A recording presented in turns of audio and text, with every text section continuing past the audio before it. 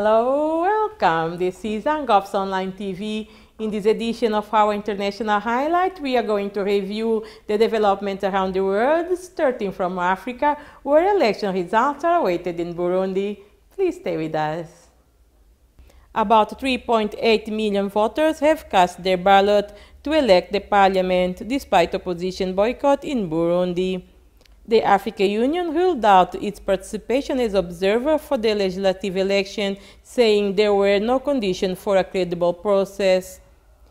In Tunisia, the government announced the reinforcement of security in tourist areas as part of an anti-terrorist package that includes the closing of 80 illegal mosques following the attack on the 26th of June on a hotel that killed 38 tourists. This is the second terrorist attack in the country within less than 3 weeks this year. In March, an attack on Tunisian capital's Bardo museums killed 22 tourists, while others were held hostage inside the museum. A new case of Ebola was reported on the 1st of July this year in Liberia, 6 months after the disease had been officially announced eradicated. The new Ebola case was reported in the Magharibi County. The person infected died, and the test confirmed the disease, the Deputy Health Minister Tolbert Nyansua said. In Southwest Asia, the death toll of a Tuesday crash of the Indonesia Air Force Hercules 330 over the residential area of Medan has risen to 140. According to the latest data, the whole 122 people on board died in the crash. Another 20 people were believed to have been killed on the ground.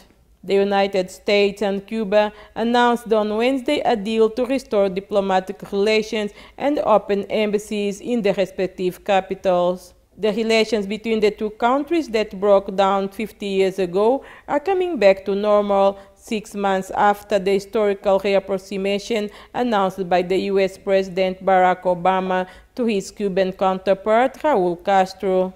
Meanwhile, Havana is demanding the lifting of the embargo imposed by Washington in 1962.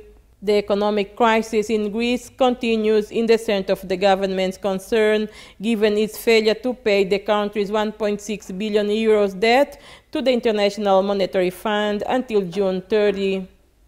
The Greek government has called for a new bailout plan and put forward a number of new proposals at a time a referendum is in preparation to decide whether or not Greece will remain in the European Union.